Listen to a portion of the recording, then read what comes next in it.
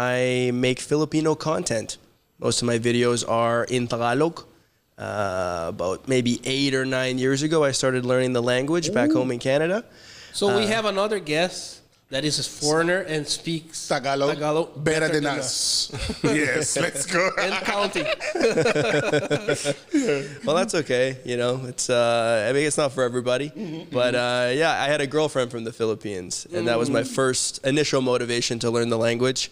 I wanted to understand what everybody was saying. You know, want to know what her friends were talking about and stuff. So I had a lot of motivation, and so I started learning. And yeah, 8 or 9 years later, here I am for my very first time in the Philippines. So yeah, Mabuhay, man. Welcome. Thank you. Salamat. How did you feel when you go? I mean, when you go to the airport? It was kind of surreal a little bit, you know? Like it's happening. It's finally happening. Like a lot of what I've been doing over the last few years has been building up to this, you know? Like, especially, you know, making content. It just felt like this was the ultimate kind of like, not conclusion, but the next step of what I needed to do was actually be here in the country, speaking with Filipinos. And so I was like, I was really nervous, to be honest. You know, I didn't know what to expect. Like, I feel like I understand Filipino culture from what I learned in Canada and from, like, you know, through learning the language, but maybe I'm wrong, right? I don't know. Maybe it's going to be different in the Philippines. Was it different? There's something that feels very familiar here. You know, even though it's my first time actually touching the soil in the Philippines, something feels familiar. But there's still a lot to learn. The weather is crazy. That's a huge change. How is the weather right now? I mean, back in Canada, is it? Oh, it's probably like 20 degrees. Okay. And here it's like 38 or something. So it's almost twice as hot. Oh my God, when I got out of the airport, when I first arrived, it hit me like a wall. I was like, whoosh. I was like, oh my gosh. Everybody feels the same, don't worry. Yeah, I couldn't even think. I was like, this is so hot. Like I knew it was gonna be hot, but this is extreme. Like yeah, so it was a little bit to get used to, but I still feel like, I don't know, like I've only been here 5 days, right? So like I still don't know a lot about, you know, actually being in the Philippines. Yeah. In these 5 days, have you gone to any other places like beside Manila, or just like around Manila? No, like we're staying in Makati. And so other than Makati and BGC, we haven't really been anywhere else. Oh, we went to Barangay Sembo. That's just close by here, I think, right? Somewhere around here. Okay. Where's Barangay Sembo? I think it's this side of Taguig. Ah, okay. Yeah, so I don't know, that was the only other place that we really went to. So that's why I feel like my experience is still pretty limited, right? I really want to get out to the provinces, and that's what we're doing tomorrow. Try to get out to Cavite province and see something different, just to kind of, you know, enrich my whole experience here. You're in for a treat. By the way, talking about experience, what we're gonna have here later. Oh, I mean, he will be eating some Filipino food. That's awesome. Of course. That's awesome. And if you guys want to watch, go to his YouTube channel. Exactly. On the description below. Exactly. Brother, let me ask you this. Ask me. You come here at the airport. How did you feel getting contact with Filipino people for the first time here in the country? I'm pretty sure they recognize you. Yeah, I've had the opportunity to take lots of photos with people. Yeah. It's cool. I mean, Filipinos are just lovely. Right, and so I think some people take pictures with me and they don't even know who I am. They go, you got a camera, right? Oh, you must be a vlogger. Yeah. Let's take a picture. Like, I never know who is beside me. Yeah, I'm just gonna keep it and take a picture. They're like, just in case, just in case. Yeah. The person is famous. There's people waiting for you in the airport. No one's waiting for me. Well, I had my friend Ryan Hale was there to pick me up, but no, I had no one. Fans or something? No. Not yet. I'm not famous like you guys are. No, come on, bro. We're not even famous, bro. We're not famous. And guys, sorry, just before we continue with the podcast, we have a super duper famous guy. Brother, can you just come here and say hi? Music, game news in the house, my boy Ovela. Say hi. Thank you. What's up? That's your microphone there. Talking to this mic. Oh, okay.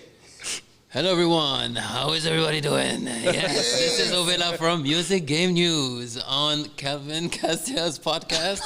The name is... His voice is so equal. Yeah. Really? Bro. Thank you so much. All right, I'm enjoying the podcast. And guys, By the way, we're gonna have a podcast with Ovela by tomorrow, so it's gonna be out soon too, brother. Welcome to the Philippines as well, brother. Thank you so much. Thank you so much, brother.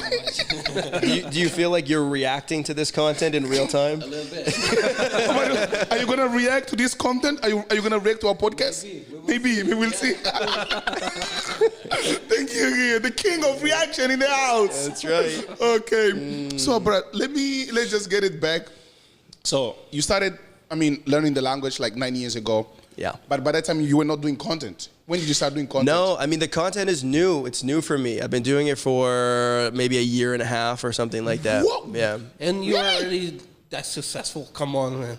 I'm still small. I'm growing. But no, Filipinos are surprised that I can speak Tagalog, right? That's just how it is. It's just kind of a reality. But I never learned Tagalog to surprise Filipinos. Yeah. Most of the 7 out of 9 years, I just used it to communicate with Filipinos and learn about the culture. I just like the culture. I wanted to get to know the people, and it's crazy. In Canada, there's so many Filipinos. Like, we say that it's officially bilingual between English and French, but in the West, there's very little French. There's a lot of Tagalog, So back home, I can speak Tagalog every single day with people. Oh, really? Yeah, absolutely. Yeah. So that was my experience up until very recently when I started making content. And what made you decide to do content? Well, I started making content on Ome TV and Omegle. Oh my God. Oh. And so, Tagalog isn't the only language that I speak. I also speak Spanish and German. Oh, yeah. And then English, of course. And so I was using Omegle and Ome TV to practice languages. You can go on there and choose which country you want to search. So I was going on there and chatting with Colombians and Germans and Mexicans and Filipinos sometimes. And then I saw some people like my friend Ryan Hale, who I'm here with, making content out of that. And I was kind of like, I know how Filipinos react when I, speak the language. Maybe there's something here. Maybe I could do that, So, excuse me. Originally, I thought my content would be multilingual. I would maybe do some stuff in Spanish, I'd do some stuff in German, whatever. But I learned very quickly that what people actually wanted to see was the Filipino stuff, right? That's what drew more attention. But yeah, so when I first started, I think I recorded one session. I went on to Omegle. I was chatting with people in English first. Then I'd switch to Tagalog and they would kind of freak out. And I think I recorded maybe 5 TikToks. That was the platform that I started on. And so I had them lined up and I was like, okay, this is number 1, the best one, I think. Number 2, I had them kind of listed by quality, the ones that I thought were going to do well. So I had my best one up front. And I said, okay, I'm going to put this on TikTok for the first time. This is a test. We'll see what happens, right? So I knew that the time change was really drastic in the Philippines. So I uploaded it at night, 12 a.m. in Canada.